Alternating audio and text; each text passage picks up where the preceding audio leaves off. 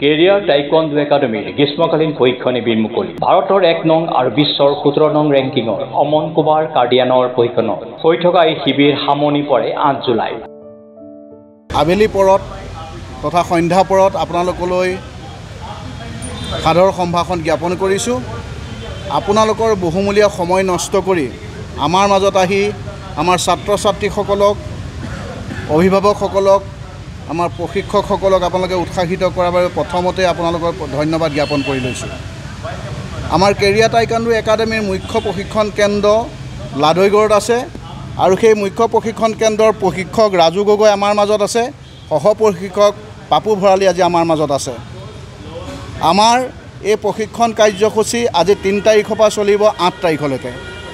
ৰাতিপুৱা ৬ বজাৰ পৰা ৯ বজালৈকে হ'ব, আকৌ বিয়লি ৩ বজাৰ পৰা আমি ৬ বজালৈকে কৰিম। আমি এই প্ৰশিক্ষণ দিবৰ বাবে ইণ্টাৰনেশ্যনেল টাইকোৱাণ্ডোৰ ৱৰ্ল্ড ৰেংকিং 3 ৱৰ্ল্ড ৰেংকিং 17 আমি অমন কুমাৰ কাৰ্ডিয়ানক আমন্ত্ৰণ কৰি আনি যোৰহাট পাইছোঁহি। আজি তেখেতক আমি সকলোৰে লগত চিনাকি পৰ্ব কৰি দিলোঁ, আপোনালোকৰ লগতো চিনাকি পৰ্ব কৰি দিলোঁ। অহা কালিলৈ পুৱাৰ পৰা তেওঁ প্ৰশিক্ষণ কাৰ্যসূচী আৰম্ভ কৰিব। আমি ভাবিছোঁ ৰাজু গগৈ এই যি তত্ত্বাৱধান লৈছে, আজি ৰাজু গগৈয়ে সকলো প্ৰশিক্ষাৰ্থীক প্ৰশিক্ষণ দিয়ে আছে, কিন্তু ৰাজু গগৈতকৈও যদি আমি এটা উন্নত মানদণ্ডৰ এই 7 দিনত যদি আমি ৱৰ্ল্ড ৰেংকিং 17ত থকা অমন কুমাৰ কাৰ্ডিয়ানৰ পৰা কিছু শিক্ষা ল'ব পাৰোঁ, সেইকাৰণে আমি অমন কুমাৰ কাৰ্ডিয়ানক মাতি আনিছোঁ। আমাৰ ইয়াত মুঠ 80জন প্ৰশিক্ষাৰ্থীয়ে প্ৰশিক্ষণ গ্ৰহণ কৰিব। আমাৰ যোৰহাটৰ লগতে নলবাৰী, ডিব্ৰুগড়, মৰিয়নিৰ পৰাও আমাৰ ইয়াত প্লেয়াৰে অংশগ্ৰহণ কৰিছে।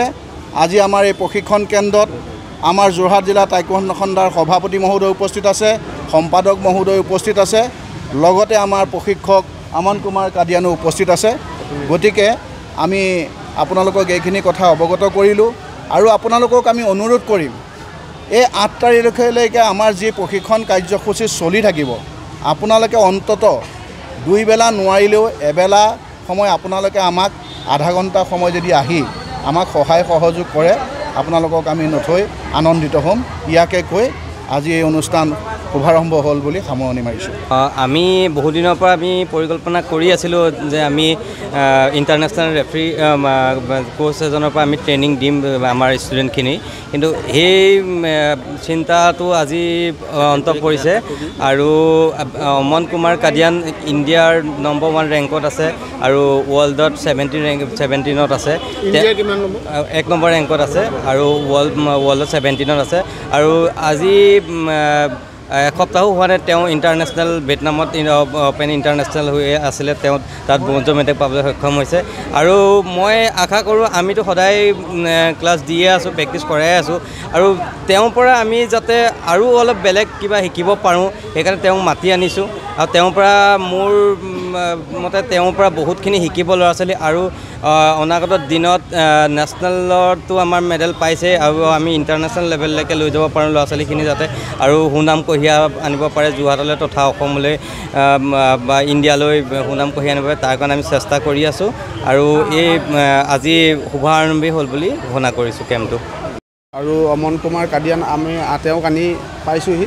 পোৱাৰ পিছত আপোনাৰ তেওঁ যি ট্ৰেইনিং কেম্প দিব সেইখিনি আজি কাইলৈৰ পৰা আৰম্ভ হ'ব। আজি শুভাৰম্ভণি আৰম্ভ হৈছে, সেইকাৰণে আমি যিমান পাৰোঁ ল'ৰা ছোৱালীখিনিক আগবঢ়াই নিবৰ কাৰণে যিমান পাৰোঁ চেষ্টা কৰে। ৰাজু গগৈ, মই, মোৰ সতীৰ্থ পংকজ, আমি গোটেইকেইজন মিলি আমি আলোচনা কৰিছোঁ যে আমি আমাৰ যোৰহাট ডিষ্ট্ৰিক্টৰ ল'ৰা ছোৱালীখিনিক কেনেকৈ নেশ্যনেল ইণ্টাৰনেশ্যনেল লেভেললৈকে নিব পাৰোঁ। সেইকাৰণে আপোনালোকৰ একাডেমীৰ পৰা নেশ্যনেলত কিবা বাৰু বঁটা পাইছে।